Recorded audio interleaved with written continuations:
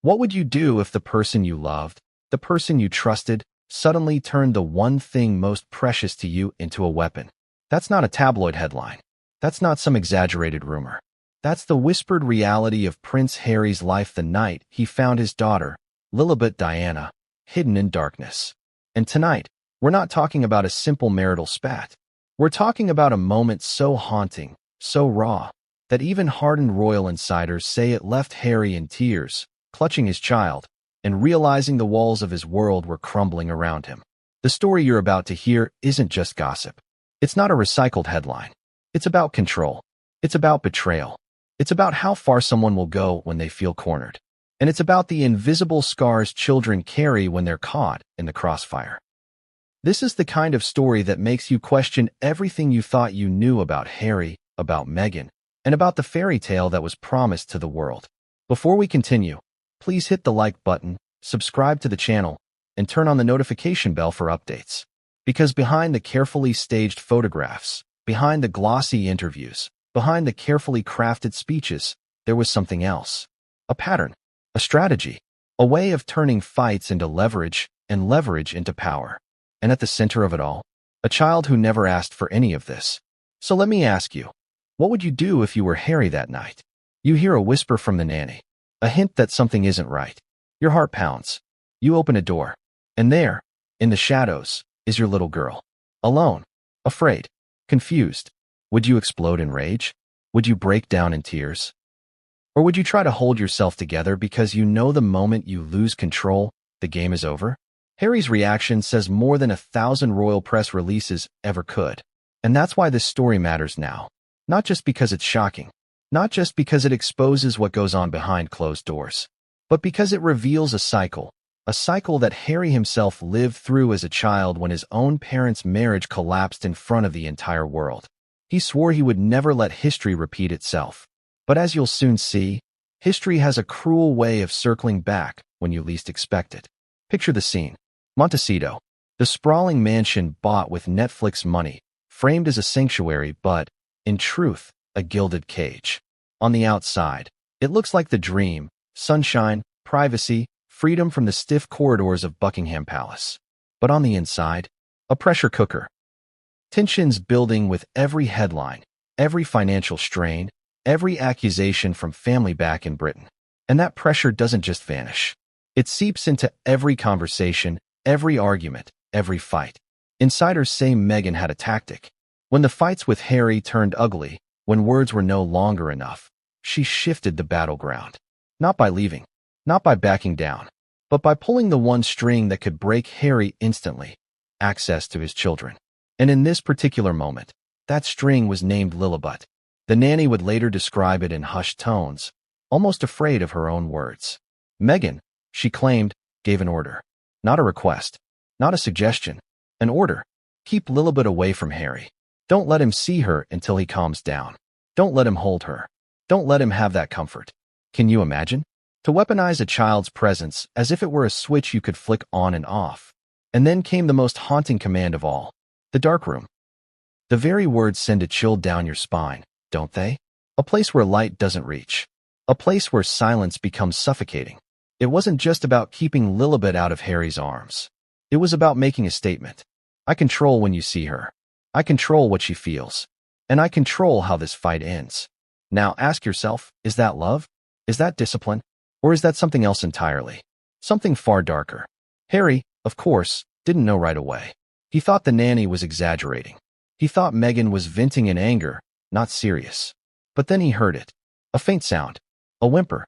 Not the full-throated cry of a toddler demanding attention, but the quiet, heartbreaking sound of a child who has been waiting too long in silence. That was the moment Harry's blood ran cold. He walked down the hallway, his hands trembling, every step heavier than the last. And when he opened that door, the darkness hit him like a wave. His daughter was there, alone. Her little hands reaching for a father she could barely see. Can you picture that? Because Harry could. And it broke him. Right there. Tears streaming, heart pounding, he scooped her up. The future king's son reduced to nothing more than a desperate father trying to shield his baby from shadows. And yet, here's the contradiction. On the outside, the world was being fed a completely different story. Meghan as the doting mother, Harry as the loving father. Netflix specials, podcast recordings, magazine covers. Smiles, sunshine, carefully chosen quotes about parenting. And maybe, in those staged moments, there was truth. But what about the unstaged ones? What about the nights when the cameras were off and the doors were locked? This is the heart of the exposé. The duality. The mask versus the reality. Because you can only wear a mask for so long before it slips. And when it slips, the truth isn't just ugly, it's devastating. Now think about this. Why would a nanny risk everything to expose such a command? Nannies in royal and celebrity households are sworn to silence. They sign agreements. They know the price of speaking out. But this nanny, she couldn't live with what she saw. She couldn't keep quiet knowing a child was caught in the crossfire. That decision, that moral line, is what gives this story its power. It's not a headline manufactured by tabloids. It's the whispered courage of someone who was there. And here's where the tension builds even more. Because Meghan didn't see herself as cruel. She saw herself as strategic. That's the contradiction. To her, this wasn't abuse. It was leverage. A way to make Harry bend, to make him yield. In her world, the end justified the means. But in Harry's world, this was the ultimate betrayal. The one line you never cross. Do you see how explosive this is? It's not just about one fight. It's about a pattern, a system of control. And once Harry recognized it, he could never unsee it. But here's the twist. Even after that night, Harry stayed. He didn't walk out immediately. He didn't call the press. He didn't storm back to Britain with his daughter in his arms. Why? Why stay after witnessing something that tore him apart? That's the question that haunts him. And that's the question we'll unravel in the chapters to come. Because maybe, just maybe, Harry believed he could fix it. Maybe he thought Meghan would change. Or maybe he was too afraid of what would happen if he left. After all, leaving would mean war. Not just with Meghan. Not just with Hollywood. But with the entire machinery that had propped them up. And so he stayed. Broken. Haunted. Torn between loyalty to his wife and love for his daughter. A man caught between shadows and light. Just as he had been as a boy when he followed his mother's coffin down the streets of London. Do you see the pattern now? The repetition of history? The same cycle playing out again, this time with his own child. It's almost poetic, in a tragic way. But the night Harry opened that door, the night he found Lilibet in darkness, was the night he realized the cycle could only end if he made a choice. And here's the cliffhanger you've been waiting for. Harry thought that night was the lowest point. He thought nothing could be worse than finding his child in darkness. But he was wrong. Because what came next would not only shatter his marriage, it would threaten the very foundation of his identity. What if I told you that what Harry saw in that dark room wasn't the true breaking point? That the real wound came after, when he realized it wasn't an accident, not a heat-of-the-moment outburst, but a deliberate tactic? Imagine the weight of that realization. The woman he fought to defend, the one he walked away from his entire family for, had allegedly calculated that keeping his daughter from him was a weapon. Not a mistake. Not a slip. A weapon. That's where this story spirals into something far more sinister. Because the truth is, children can be used as bargaining chips. We've seen it in bitter divorces, in custody battles, in political propaganda. But here, this wasn't just a celebrity fight. This was the son of Diana. The boy who grew up haunted by cameras, by scandals, by a world that refused him peace. Now he was reliving it. But this time, his child was the pawn. Let's slow down and picture it. Harry leaves the darkened room. His tears are barely wiped from his face, but already he feels the tremor of rage, the disbelief flooding his chest. He turns to Meghan. And what does he see? Not remorse. Not apology. According to those close to him, he saw resolve. Cold, sharp, deliberate resolve. Meghan didn't crumble when confronted. She didn't break down. She didn't beg forgiveness. She simply held her ground. Have you ever argued with someone who refuses to flinch, even when they're wrong? It's like screaming into a mirror. The more you push, the more your own reflection mocks you. Harry was trapped in that moment, because the woman he loved wouldn't give him what he needed most, acknowledgement. And so the power dynamic shifted. This is where the concept of leverage enters the picture. Meghan, insiders say, had learned one hard lesson from her rise into the royal spotlight. Information, timing, and control are everything. She knew Harry's weaknesses, his memories of Diana, his fear of abandonment. his obsession with protecting his children from what he endured. And she played them like a violin, not through fists, not through shouting, but through access. And think about the contradiction. Public Meghan, the smiling mother holding her daughter in matching dresses, talking about kindness and compassion. Private Meghan, the strategist, using silence and separation to win battles. Can both exist at once? Or does one version cancel out the other? Now here's the cruelest twist. Harry loved Meghan fiercely. Still does, in some way. That's the tragedy. He wasn't blind. He wasn't naive. But he wanted to believe. He needed to believe. Because if Meghan was truly capable of this kind of cruelty, then what did that say about him? About his choices? About the fact that he walked away from his family, his duty, his crown, for her? That's where the tears came from. Not just from finding Lilibet in the dark, but from the crushing knowledge that he had gambled everything, and the house of cards was collapsing in his arms. And yet, he didn't leave. Isn't that the hardest part to swallow? He stayed, despite the tears, despite the betrayal, despite the whispers of the nanny, the raised eyebrows of advisors, the gnawing in his gut. He stayed. Why? Because Meghan wasn't just his wife. She was his partner in exile, his shield against a family he felt had betrayed him, his co-star in a story they promised would rewrite the monarchy. And without her, what was left? Isolation, ridicule, a return to the cold corridors of Buckingham Palace, where forgiveness would be conditional and trust would be non-existent. So he stayed. But staying came at a cost. Because once leverage is used, it doesn't disappear. It becomes a pattern, a tool pulled out again and again whenever the situation calls for it. And for Harry, that meant every fight carried the same shadow. Would he be cut off from his daughter again? Would the door close once more? Would the silence swallow Lilibet?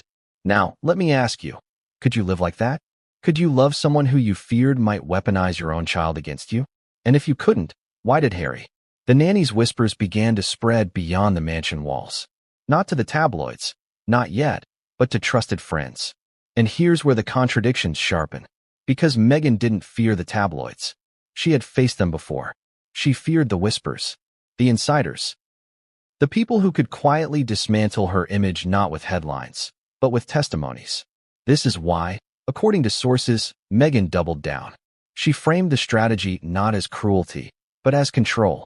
She insisted to those around her that it was Harry who was unstable, Harry who was reactive, Harry who needed to earn calm before seeing his children.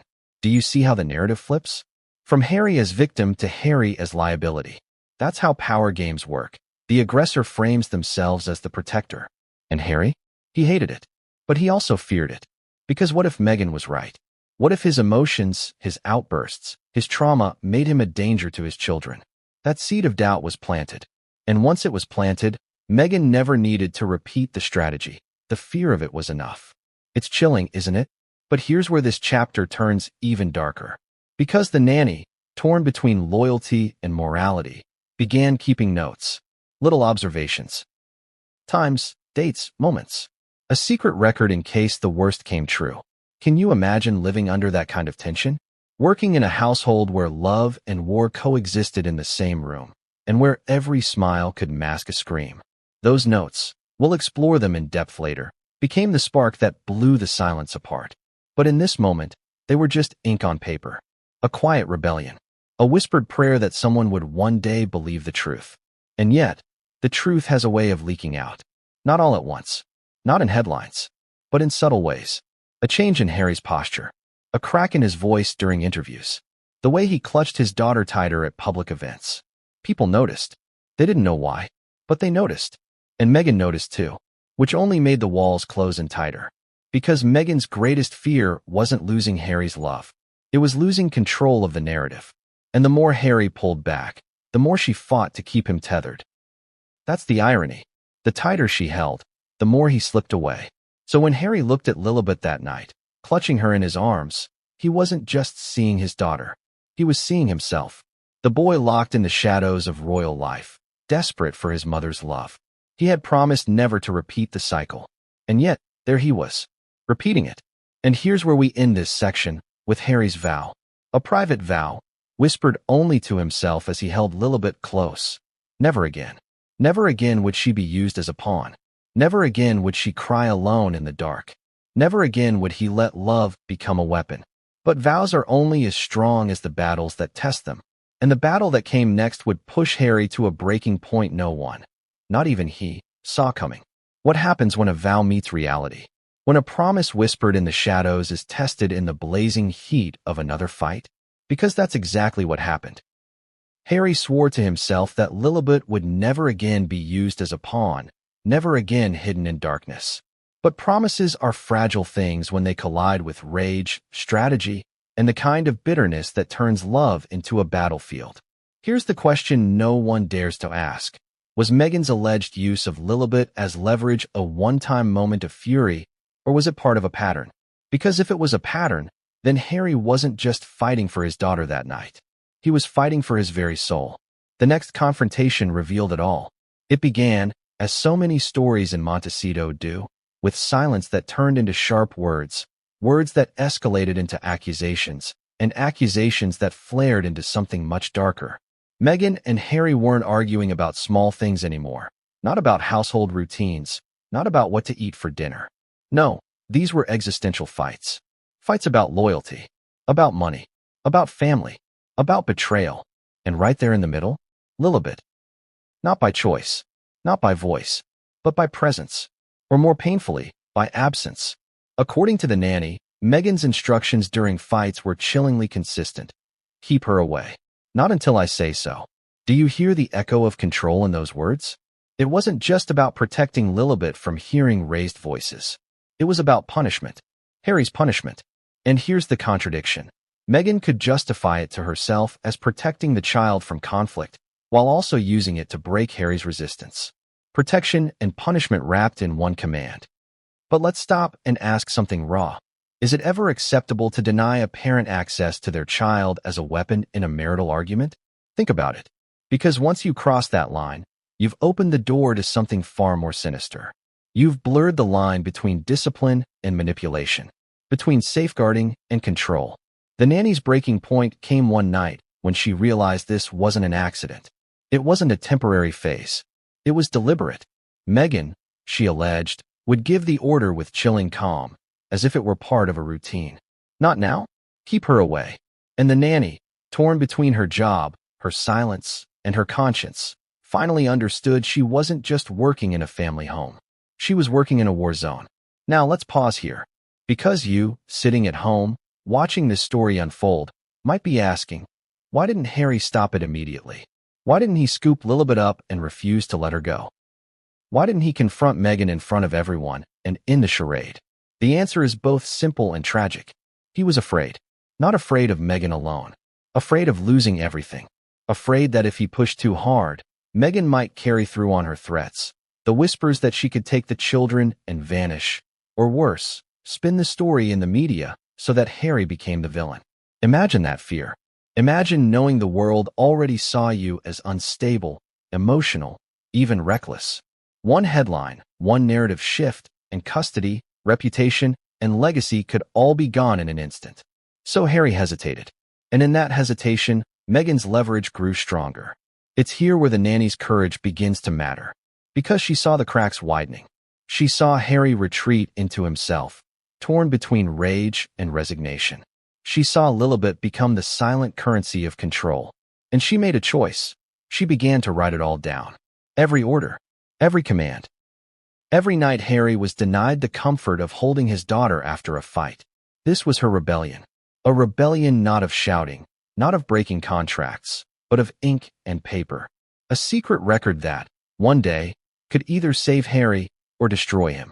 And let's not forget the symbolism of the dark room. To Meghan, maybe it was a tactic. To Harry, it was trauma. Because every time that door shut, he saw Diana. He saw the isolation, the loneliness, the way his mother had been cut off, silenced, used as leverage in her own marriage. The past and present collided in a way that no father, no husband, should ever have to endure. And here's where the story takes a cruel twist of irony. The very man who had promised to protect his daughter from the ghosts of his childhood was now watching those ghosts repeat themselves in real time. What do you do when you become the parent you swore you'd never be? What do you do when history doesn't just repeat, it mocks you? The world, of course, had no idea. On the outside, The fairy tale rolled on. Smiles for the cameras, quotes about compassion and healing, carefully curated Instagram posts. Meghan as the protective mother, Harry as the devoted father. And to the public, it looked real. But behind closed doors, the truth was breaking him. Because every father's worst fear isn't losing his title. It isn't losing money. It isn't even losing reputation. It's losing his child. And Harry was living that fear, day after day, fight after fight, silence after silence. And then came the night that would sear itself into the nanny's memory forever. A night when the fight grew so heated, so raw, that Meghan's command wasn't just to keep Lilibet away. It was harsher, colder. She allegedly ordered, "Do not let her near him. I don't care if she cries." Those words, repeated later in whispers by the nanny, still hang in the air like a curse. Imagine hearing that. Imagine being Harry. Your child, crying for you. Your wife, blocking the way. And the one person who could help, the nanny, frozen in the middle, terrified of disobeying but horrified by compliance. This was the night, according to insiders, that Harry's tears weren't just silent sobs in the dark. This was the night he broke openly. The night he shouted. The night he begged. The night he realized that love wasn't just crumbling. It was being weaponized. But here's the cliffhanger, and it's the one that will carry us deeper into this exposé. Harry thought the nanny's silence was his curse. But what he didn't know was that she had already broken her silence in secret. She had already spoken, and the ripple effect of her words would soon reach further than Harry or Meghan could ever imagine. What happens when silence is broken? Not with a scream, not with a headline, but with a whisper. Because that's what happened next. The nanny, tired of being caught in the middle, tired of obeying orders that haunted her at night, finally let the truth slip to someone outside those mansion walls. One conversation, one quiet confession, and with that, Meghan's carefully built fortress of secrecy began to crack. Here's the thing about secrets. They don't stay buried forever. They leak. They drip. And sometimes, it only takes a single drop to cause a flood. The nanny's words carried weight because she wasn't a tabloid journalist. She wasn't a royal biographer looking for sales. She was someone on the inside. Someone who had been trusted. Someone who had witnessed things firsthand. And when she finally broke that trust, it wasn't to the press. Not yet. It was to a friend. A trusted confidant who, in turn, couldn't hold the weight of what they'd heard. From there, the whispers spread. Not loud. Not public. But in small, hushed circles where silence had power. And that's when Meghan began to feel it. The shift. The uneasy stares from staff. The hesitation in conversations. The subtle awareness that something, somewhere, had slipped out. Meghan was used to controlling the narrative. She was used to owning the script, dictating the storyline, bending reality until it looked exactly how she wanted it. But this was different. This wasn't a Netflix crew. This wasn't a magazine interview. This was truth leaking where it couldn't be controlled. Harry, on the other hand, felt something else, relief. For the first time, he wasn't alone. For the first time, someone else had seen what he saw, felt what he felt. And they had spoken. His pain wasn't just his secret anymore. It had witnesses. But with relief came fear. Because if the whispers grew louder, if they reached the wrong ears, the whole facade could collapse. The carefully curated image of Meghan as the doting mother and Harry as the supportive husband would shatter.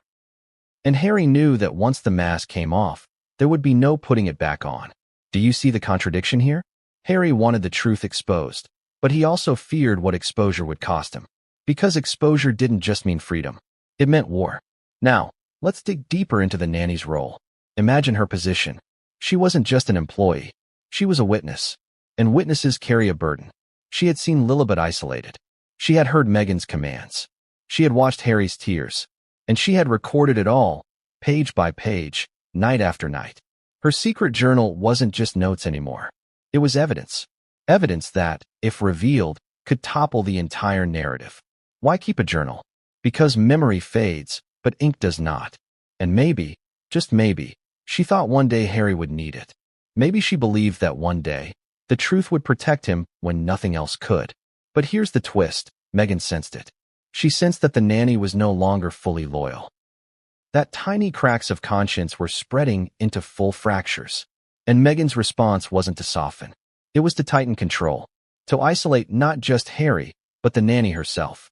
Staff members were shifted. Routines altered. Trust tightened to a chokehold. It was the same pattern again and again. Control through restriction, leverage through fear. And Harry? He noticed. He saw the distance growing between Meghan and the staff. He saw the paranoia setting in. He saw the way every relationship in that house bent under the weight of control. But he said nothing. At least, not yet. Because here's the cruelest part. Harry was still in love. Still desperate to hold on to the woman he had given up everything for. Still clinging to the belief that she could change, that the fights would end, that the shadows would lift. That's the irony of love, isn't it? Sometimes it blinds you. Sometimes it chains you.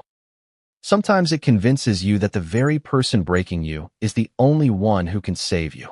And while Harry clung to hope, the nanny's whispers began to weave a different kind of story.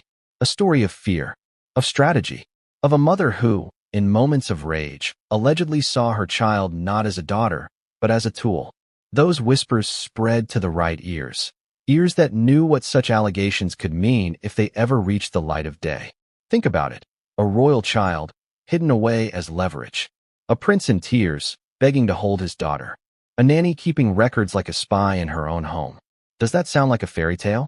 Or does it sound like a ticking time bomb? Harry knew it was only a matter of time before the whispers exploded. And that's where the tension ripped him apart. Because if the truth came out, he'd finally be vindicated. But if it came out the wrong way, he could lose everything. His daughter, his reputation, his already fragile marriage. And so Harry did what he always did. He broke down in silence. Alone, behind closed doors, holding Lilibet tighter than ever, as if clutching her could hold back the tide that was rising around him. But tides can't be held back. Not forever. And Meghan's grip, strong as it was, couldn't stop the inevitable. Because whispers have a way of finding daylight.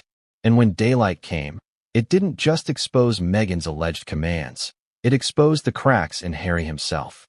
Have you ever noticed how the smallest crack in glass can eventually shatter the whole pane? That's what happened once the nanny's whispers slipped into the world beyond the Montecito mansion. At first, it was nothing more than a tremor. A quiet conversation between trusted friends.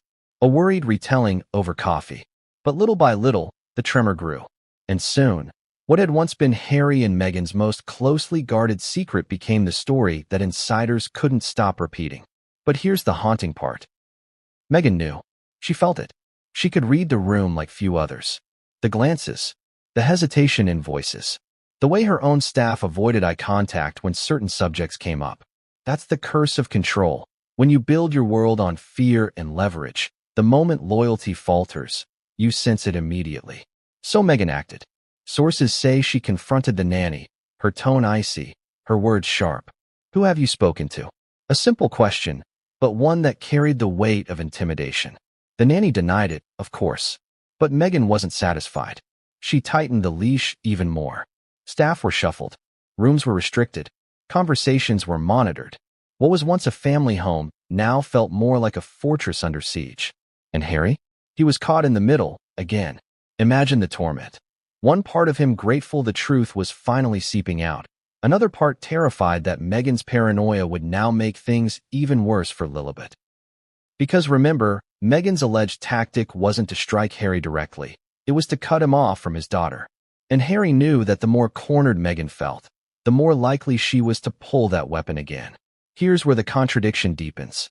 Meghan projected strength, but what she feared most was loss of control. Harry projected loyalty, but what he craved most was escape. The result? A marriage that looked like unity from the outside, but was really a tug-of-war played out in whispers and shadows. And then came the night that broke the illusion once more. A fight unlike the others. Fiercer. Louder. Staff in the house later admitted they had never heard it escalate that way before. Voices rose. Doors slammed. And then, that same dreaded command was heard again. Keep her away. Do not let her near him. The nanny froze. Harry's face turned pale. Lilibet, innocent and unaware, became once again the rope in a brutal tug-of-war. Harry begged, pleaded. Tears streaming, voice cracking, he demanded to see his daughter. But Meghan stood firm. To her, it wasn't about cruelty. It was about winning. And in her mind, Harry needed to be taught that she held the power. Now pause for a moment. What would you do if you were Harry?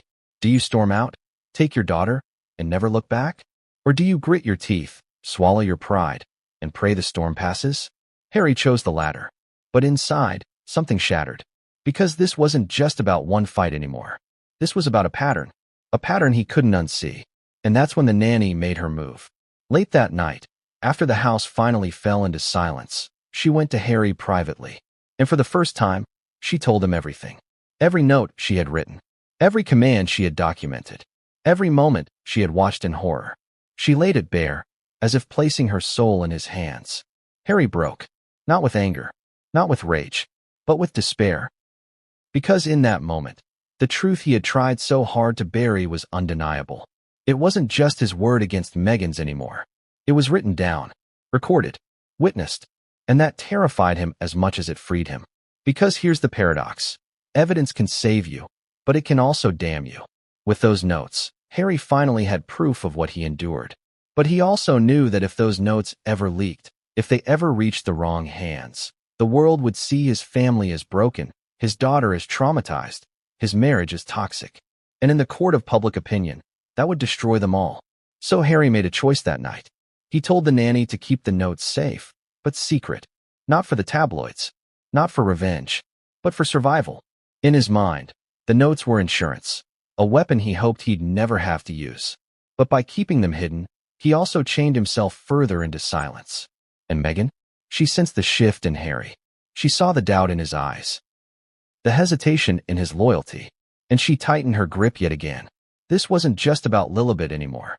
This was about dominance, about proving that she controlled the narrative, no matter what whispers floated beyond their walls. But here's the cliffhanger that no one saw coming. Those notes wouldn't stay hidden forever. Because once evidence exists, it has a life of its own. And when those pages finally surfaced, they wouldn't just expose Meghan's alleged tactics. They would reveal Harry's deepest fear, that he, too, had been complicit by staying silent. What happens when the very evidence you hide for survival becomes the evidence that could destroy you? That's the question Harry began to wrestle with in the weeks after the nanny showed him those notes. Because once the truth was written down, it could no longer be denied. And once something is undeniable, it becomes a shadow that follows you everywhere. Imagine it.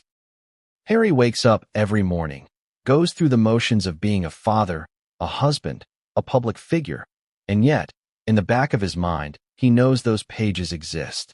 Pages filled with dates, times, details, whispers of commands no parent should ever hear. Do you feel the weight of that? He wasn't just living with Meghan anymore. He was living with evidence. And here's where the tension exploded. Because Meghan, sharp and calculating, sensed it. She noticed the way Harry hesitated before answering questions. The way he looked away when she spoke too harshly. The way the nanny avoided her gaze. Meghan knew something had shifted. And when someone like Meghan senses a shift, she doesn't let it slide. She confronts it. One evening, the fight took a new shape. Meghan accused Harry of betrayal. Not betrayal of her love, betrayal of her trust. Who are you talking to? What have you told them? She demanded. Her voice cold, measured, not panicked but piercing. Harry, shaken, denied it. But Meghan pressed on. Because in her mind, the only way whispers escaped was if someone inside had let them out. And that's when the nanny's position became more dangerous than ever. She wasn't just a caretaker anymore. She was a liability. Meghan began limiting her access, assigning other staff to monitor her tasks, even floating the idea of replacing her. But Harry pushed back. He couldn't lose the only person who had stood by him, the only one who had documented what he had lived through. Do you see the contradiction? Harry needed the nanny, but keeping her close only increased Meghan's suspicion. Meghan wanted her gone, but firing her wrist confirming that there was something to hide. It was a stalemate, a silent war within the larger war of their marriage. And all the while, Lilibet remained the silent center of it all. Too young to understand, too innocent to know, yet carrying the weight of battles she never asked to fight. Can you imagine being used as leverage before you can even form complete sentences? That's the tragedy. And that's the reason Harry's tears weren't just for himself. They were for his daughter, for the cycle he feared she'd never escape. Now let's talk about Harry's breaking point. Because every person has one. Every heart has a limit. And Harry reached his when he overheard something that would haunt him forever. According to insiders, During yet another heated argument, Meghan allegedly turned to the nanny and said, "He doesn't deserve her." Just 5 words. But those 5 words cut deeper than any insult Harry had ever endured. Think about it. For a man who grew up believing he wasn't enough, not enough for the crown, not enough for his family, always the spare, hearing those words about his daughter was unbearable. He doesn't deserve her. In that moment, Harry wasn't just angry. He was broken. Because if Meghan truly believed that, then what stopped her from acting on it? From taking Lilibet away completely? That's when Harry realized the stakes were higher than he ever imagined. This wasn't just about fights. This wasn't just about control. This was about survival. His survival as a father. Lilibet's survival as a child caught between love and leverage. And maybe even the survival of whatever was left of his marriage. So Harry did something unexpected. Instead of lashing out, instead of storming out, he went quiet, calculated, strategic. For the first time, he began to think like Meghan. If she used leverage, he would too. If she used secrets, he would keep his own.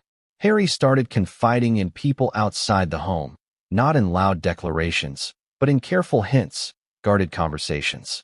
He planted seeds, because deep down, he knew the day would come when he'd need allies. And this is where the irony bites hardest. Meghan thought she had full control, but her very strategy, using Lilibet as leverage, created the one thing that could undo her: evidence. Written, whispered, and slowly spreading beyond her reach. The nanny, meanwhile, felt the walls closing in. She feared exposure. She feared retaliation. But she also knew that silence was no longer an option. So she made a choice. She copied some of her notes. She secured them somewhere safe, away from the mansion, beyond Meghan's grasp. It was her insurance policy, her lifeline. And without realizing it, she had just set into motion the next stage of the storm. Because once something leaves the house, it no longer belongs to you. It belongs to fate. Here's the cliffhanger. Harry thought those notes were his safety net. What he didn't know was that they would soon land in the hands of someone who had no interest in protecting him. Someone who saw them not as insurance, but as ammunition. And when that moment came, the battle between Harry and Meghan would erupt into a war that no one could stop. What happens when ammunition falls into the wrong hands?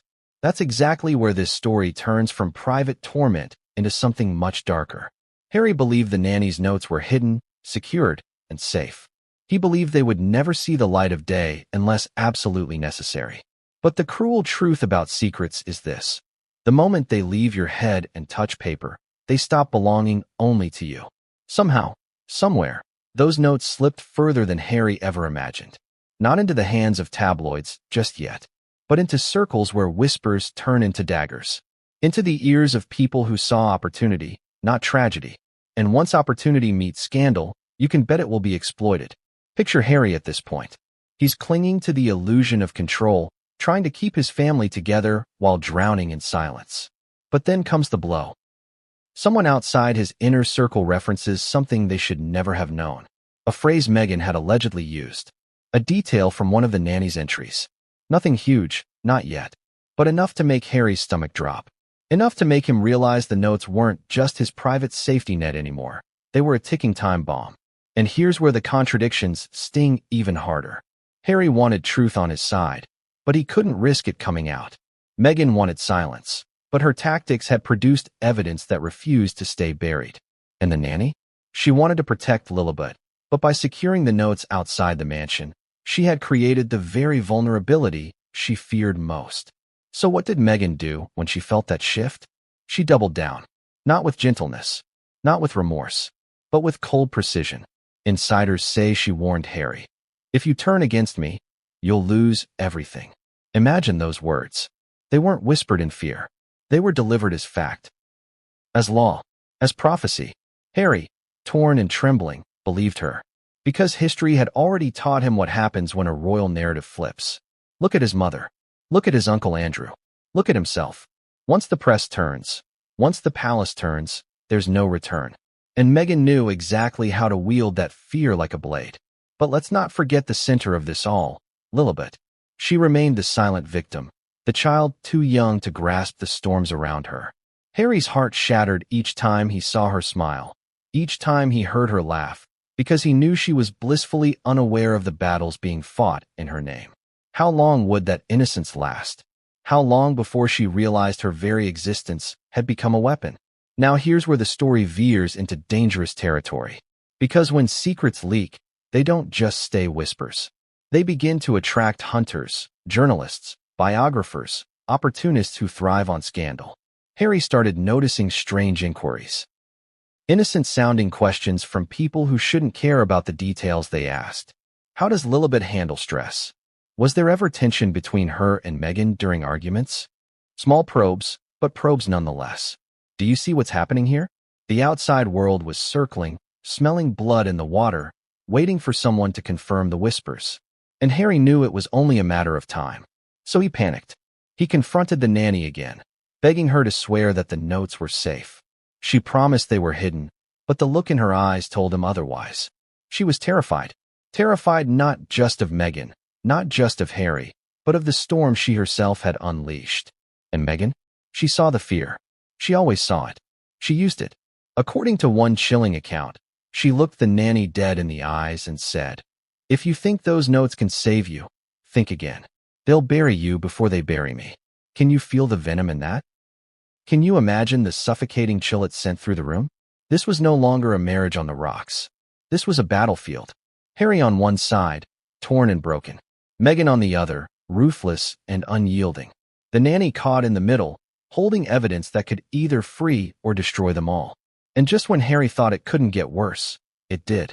Because one evening, during a particularly heated confrontation, Meghan made her most dangerous move yet. She allegedly threatened to leave, not alone, but with Lilibet, to vanish, to take his daughter beyond his reach. The words cut him deeper than any insult ever could. She's mine. And if you push me, you'll never see her again. Think about that. For a man who had already lost his mother, who had already lived a lifetime of abandonment, those words were a dagger through the soul. And this time, he didn't just cry. He collapsed. In that moment, Prince Harry, son of Diana, grandson of a queen, was reduced to nothing more than a father begging not to lose his child. And here's the cliffhanger. Harry thought he had already lived his darkest night in Montecito, the night he pulled Lilibet from the shadows. But the threat Meghan made now would haunt him far longer. Because this wasn't just about dark rooms anymore. This was about custody, about disappearance, about the unthinkable possibility that one day his daughter might vanish from his life entirely, and there would be nothing he could do to stop it. What would you do if the person you trusted most, the person you built your future with, looked you in the eye and threatened to take your child away forever? That's not a bluff you brush off. That's not a moment you forget.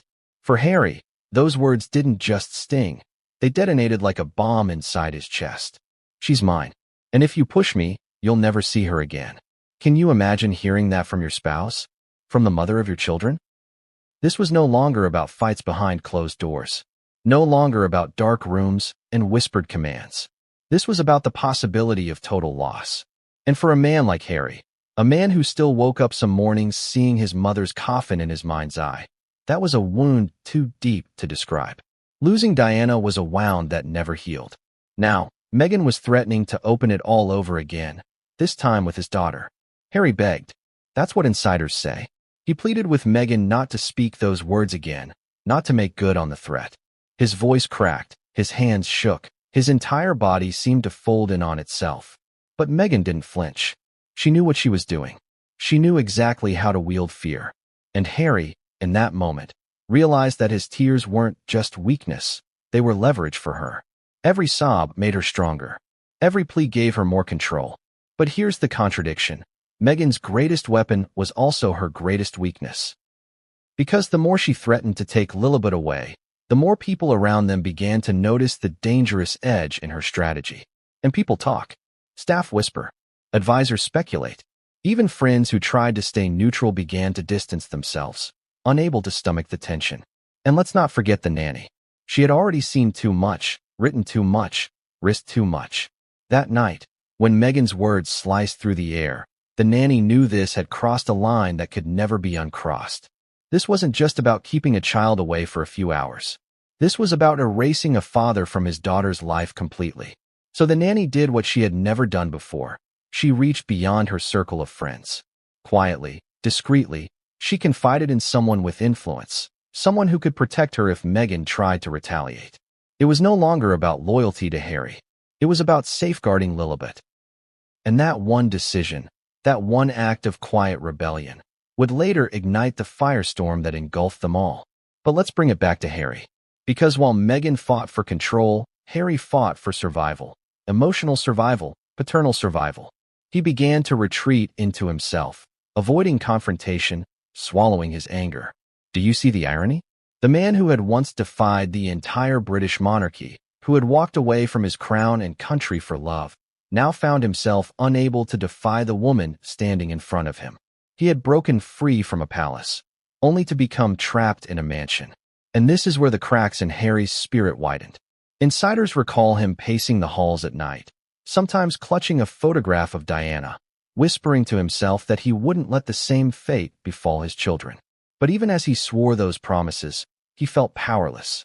Because how do you fight someone you love? How do you fight someone who knows your every wound, your every weakness, your every breaking point? Let me ask you, have you ever felt trapped by love? Loving someone so much that you let them destroy you, because the thought of losing them seems worse than the destruction itself? That was Harry, a prince to the world, but a prisoner in his own home. Meanwhile, Meghan's threats became sharper. She didn't need to repeat them every day. Once was enough. The shadow of "you'll never see her again" lingered over every argument, every disagreement. It was like a sword hanging above Harry's head, invisible, but always ready to drop. And Harry, broken as he was, couldn't risk calling her bluff. Because what if it wasn't a bluff? That's when he began to quietly seek advice. Not from the palace, not from courtiers, but from close friends who had no ties to Meghan. He asked vague questions, hypothetical scenarios. What happens if? What would the law say if? His voice always trailed off, but the meaning was clear. He was preparing himself for the unthinkable. But here's the twist. While Harry was quietly planning, Meghan was doing the same. She wasn't stupid. She knew the whispers had escaped the mansion. She knew the nanny wasn't fully loyal. She knew Harry was slipping away, inch by inch. And if there's one thing Meghan Markle has always understood, it's that the first person to control the narrative wins. So Meghan began crafting hers. The public story. The version of events that would make her look like the protector, the victim, the strong mother shielding her children from instability. And in a cruel irony, that narrative painted Harry not as the victim, but as the threat. The unstable one. The emotional one. The man who couldn't be trusted alone with the children. Can you see the trap closing? Harry's silence, his tears, his desperation. All of it could be twisted into proof that Meghan's story was the real one. And once that story reached the public, once it reached the courts, Harry feared he'd be erased from his daughter's life forever. And so, for the first time, Harry considered the unimaginable. Not running back to the palace. Not reconciling with William. Not even returning to Britain. But fighting Meghan directly. A custody battle. A war for his daughter. And that thought alone sent chills down his spine. Because here's the cliffhanger. Harry always believed the darkest chapter of his life ended with Diana's death. But what if the true darkest chapter was only beginning? A battle not for a crown, not for a throne, but for the right to be a father to his own child. What if I told you the real battle wasn't fought in the courts, or in the tabloids, or even in front of friends, but in Harry's own heart? Because once he began to imagine a custody fight, once the thought of dragging Meghan into a legal war over Lilibet entered his mind, everything changed. It was no longer about endurance. It was about survival. And survival requires choices that rip you apart piece by piece. Harry had always defined himself by loyalty. Loyalty to his mother's memory. Loyalty to the crown, even when it rejected him. Loyalty to Meghan, even when it cost him his family. But now, loyalty was tearing him apart. Stay loyal to Meghan and risk losing Lilibet. Stay loyal to Lilibet and risk declaring war on Meghan. Either way, someone would see it as betrayal. That's the poison of leverage. No matter which path you take, you bleed. Let's rewind to one night, when that poison nearly broke him completely. Insiders describe Harry sitting alone in the nursery, long after Lilibet had fallen asleep. The soft glow of a night light, the quiet sound of her breathing. He should have felt peace. Instead, he felt terror. Because as he watched her tiny chest rise and fall, He couldn't stop hearing Meghan's voice in his head. "You'll never see her again." It echoed. It poisoned the silence. And in that moment, Harry realized something devastating. He was afraid of his own wife. Think about that. Afraid not of her fists, not of her voice, but of her power. The power to separate him from the one thing that gave his life meaning. And when you're afraid of the person you love, is it really love anymore? Or is it something else, something darker? The nanny, still caught in this whirlwind, became Harry's only anchor. She continued her journal, continued her quiet defiance, and one evening, she whispered the words Harry most needed to hear. "You're not crazy. I've seen it too. Do you understand the power of that? When you're being gaslit, when the world tells you you're overreacting, those words are oxygen." Harry clung to them. But oxygen can only sustain you for so long. Because the walls were closing in, Meghan had begun laying the groundwork for her public narrative. Subtle interviews, carefully chosen phrases, talking about protecting her children's well-being, hinting at Harry's struggles with anger, planting seeds that could grow into headlines if she ever needed them. And Harry knew it. Every word she spoke in public felt like a dagger wrapped in silk, cutting him before the world even realized it. The contradiction is almost unbearable. In public, Meghan framed herself as the healer, the nurturer, the one who brought light into Harry's life. In private, Harry felt the darkness pressing tighter around him with every passing day. And he began to wonder, had he traded one prison for another? Had he escaped the palace only to be locked inside a different kind of cage? Here's where the story takes a shocking twist. One of Harry's close confidants, someone outside the household, someone he trusted, confronted him directly. Is it true? Did she really threaten to take Lilibet away? Those words sent Harry into a panic. Because if his friend knew, that meant the whispers had grown louder. That meant the notes weren't just a secret anymore. They were currency, moving from one hand to another, preparing to explode into the public domain. Harry's face, they say, went pale. He denied it at first. He had to, but the look in his eyes betrayed him. His friend saw the truth. And for the first time, Harry realized he was losing control not just of his family, but of the story itself. Now let me ask you, what's worse? Living through a nightmare in silence, or watching that nightmare become public property? For Harry, the answer was clear. Public exposure was worse. Because once the world saw him not as a loving father, but as a broken one, once they saw Meghan not as manipulative, but as protective, the battle would be over before it began. And that's when Harry made his most desperate decision yet. He began quietly reaching out to lawyers. Not to file anything. Not yet. But to understand his rights. To prepare. To arm himself for the war he prayed would never come. Behind Meghan's back, in secret, Harry was gathering knowledge. And knowledge, in this war, was power. But here's the cliffhanger. Meghan wasn't blind. She felt the shift. She sensed the secrecy. And when she discovered what Harry was doing, her response wouldn't just ignite another fight. It would unleash a chain of events so explosive, so devastating, that neither Harry nor Meghan would ever recover from it. What happens when a secret plan is exposed before it's ready? Because that's exactly what happened when Meghan discovered Harry's quiet consultations with lawyers. For weeks, he had been cautious, whispered calls, discreet meetings, questions asked in hypotheticals. But Meghan was sharper than most people give her credit for. She noticed the late-night phone calls, the guarded messages, the way Harry's eyes flickered with guilt when she pressed him about where he'd been. And then one evening, the dam broke. Meghan confronted him directly. "You think you can plan behind my back? You think you can take her from me?" Her voice wasn't trembling with fear. It was laced with fury, icy and deliberate. Those words cut Harry like glass, because they weren't a guess. They were an accusation rooted in truth. Somehow Meghan knew. Can you imagine the terror in Harry's chest? The one thing he had tried to protect, his secret preparations, suddenly laid bare. The look in Meghan's eyes told him she wasn't guessing. She was certain, and that meant someone had spoken. Someone close. Someone inside the tiny circle of trust he thought he still had. Harry's heart raced. Did the nanny confess? Did one of the friends he'd cautiously asked betray him? Or had Meghan simply pieced it together herself, like she had so many times before? He didn't know. What he did know was this. Meghan had him cornered again. This confrontation wasn't like the others. Meghan didn't shout endlessly. She didn't slam doors. No. She went quiet. Controlled. The kind of quiet that makes your skin crawl. If you ever try to fight me for her, she said, you'll lose. Because I'll make sure the world sees you for what you are.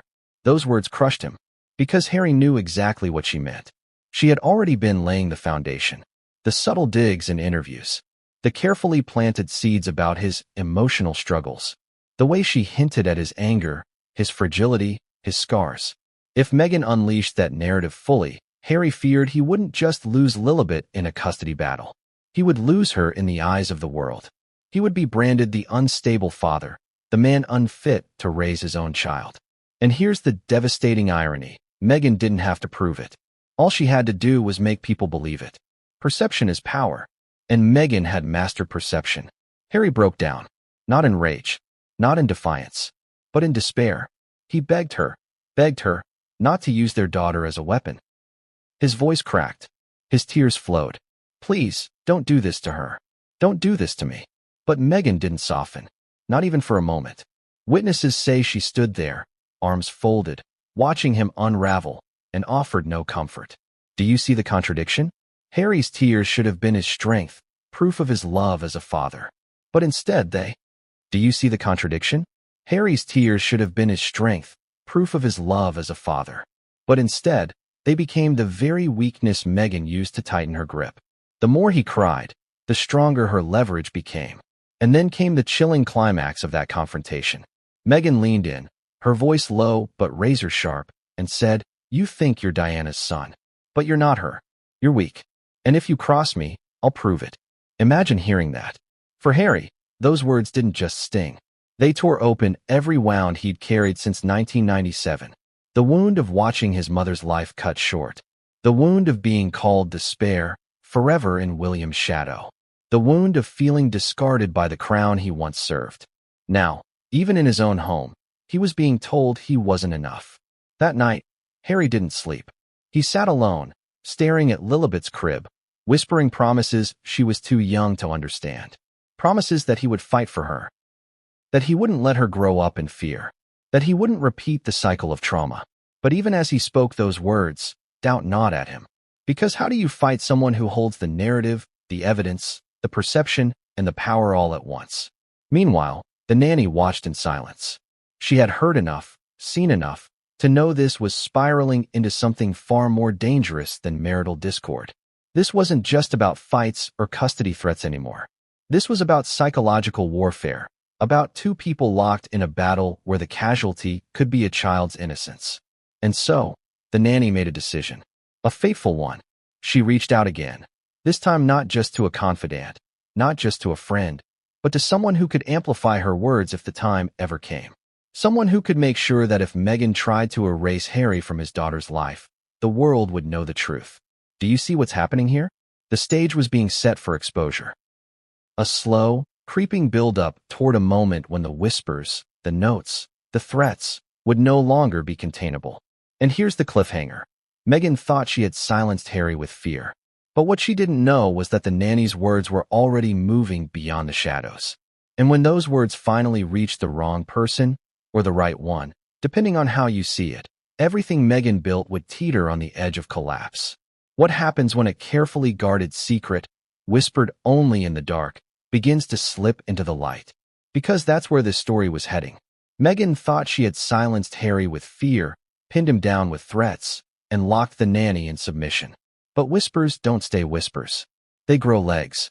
They travel. And sooner or later, they land in places no one can control. The first ripple didn't come from the press. It didn't come from palace insiders. It came from a third party, someone who had no business knowing the things they suddenly knew. A mutual acquaintance, not close enough to be trusted, but close enough to sting. One afternoon, they casually dropped a remark to Harry that left him reeling. "I heard things get tense in the house sometimes. Must be hard, especially with little Lilibet. Do you feel the gut punch in that line?" Harry froze. His blood ran cold. He knew immediately that the whispers had escaped further than he ever imagined. It wasn't just staff. It wasn't just trusted friends.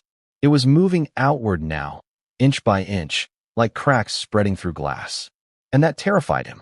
Because if a casual acquaintance knew, how long before the tabloids did? How long before a journalist got wind of the story? How long before his daughter's name was splashed across front pages alongside words like locked, used, and leverage? Meghan, of course, sensed the panic in Harry before he even spoke. That was her gift. She could read his face like an open book, and instead of being shaken by the exposure, she leaned into it. Let them talk, she allegedly snapped. It only makes you look weaker. Do you really think anyone will believe you over me? That sentence cut deeper than the threat to take Lilibet, because it revealed the truth Meghan had always believed. Perception was her weapon, and in her mind, Harry could never win a battle of perception. She was composed, articulate, strategic. He was emotional, reactive, easily spun as unstable. Now let's pause and ask the obvious question. Was she wrong? Think about Harry's public image for a moment. The fiery interviews, the emotional memoir, the visible breakdowns in front of cameras. The world already saw him as wounded, fragile, scarred by trauma. It wouldn't take much to tip that narrative into something darker. Unfit father, unstable parent, danger to his children. And that's exactly what Harry feared. Which is why, in the strangest twist of all, he began protecting Meghan. That's right. The very man who was being cornered, who was being threatened, who was watching his child used against him, still defended her, still shielded her from exposure. Because he believed that if the world turned on her, she'd drag him down with her. It's a cruel contradiction, isn't it? The victim protecting the very person who holds the weapon. But that's the cycle of control. That's how leverage works. Meanwhile, the nanny's secret notes continued to live their own dangerous life. She had copies hidden outside the house. Copies Harry had begged her to keep safe, but secret. And now, those copies were closer than ever to surfacing. Because the person she entrusted wasn't just holding them for protection, they were starting to see the value in them. Not as insurance, but as a weapon. And here's where it gets darker. Whispers say this third party began to float hints to others. Not details, not names. Just enough to spark curiosity. Things aren't as perfect as they look in Montecito. The kids aren't as shielded as they claim. These crumbs were enough to draw attention, enough to set investigative eyes turning toward the Sussex household. Harry noticed the shift. Journalists calling with oddly specific questions. Advisors warning him about stories being prepared. Friends asking if he was okay with a look that suggested they already knew the answer. And every time, his panic grew. Every time, his tears returned. Because Harry knew the truth. If those notes leaked, it wouldn't matter who was right or wrong. The damage would be irreversible. Lilibet's name would be dragged into the mud. His marriage would implode. And the world would once again feast on his pain, just like they did with Diana. And so Harry tried to take control. He pulled the nanny aside, begged her to retrieve the notes, to destroy them, to erase the evidence. But the nanny shook her head. I can't, she whispered. It's the only thing keeping you safe. Do you see the irony? The very thing Harry feared could destroy him was the same thing the nanny believed would protect him. Evidence as both salvation and damnation. And here's the cliffhanger. Harry thought he could still contain it, still keep the whispers from turning into shouts. But he was wrong. Because even as he pleaded in Montecito, even as he begged for silence, the notes were already on their way to someone who would make sure the world heard every word. What happens when the whispers finally outgrow the shadows? When the secrets no longer belong to those who live them, but to those who crave the power of exposure? That was the storm building over Harry's head. He didn't know it yet, but the nanny's notes, the lifeline he thought was hidden away, had already slipped into the orbit of someone who had no intention of keeping them quiet. It began with subtle hints in places Harry couldn't control. A line in a gossip column that seemed too sharp, too close to the truth. Sources suggest tensions in the Sussex household have reached new heights, with disagreements over parenting spilling into late-night battles. No names, no details, but Harry froze when he read it. He knew. These weren't just guesses. Someone was feeding the fire. And Meghan? She didn't flinch. She smirked. That was her weapon. The more Harry panicked, the calmer she seemed. You see, she allegedly told him one morning. The newspaper spread between them on the breakfast table. This is what happens when you don't control the story. The world will believe what I tell them before they'll ever believe you. Do you feel the sting in that line? Meghan wasn't afraid of exposure. She was confident she could spin it. She was certain that if the story leaked, it would damage Harry, not her. Because perception, that fickle, fragile beast, was hers to command. But Harry wasn't convinced. He saw the words on the page.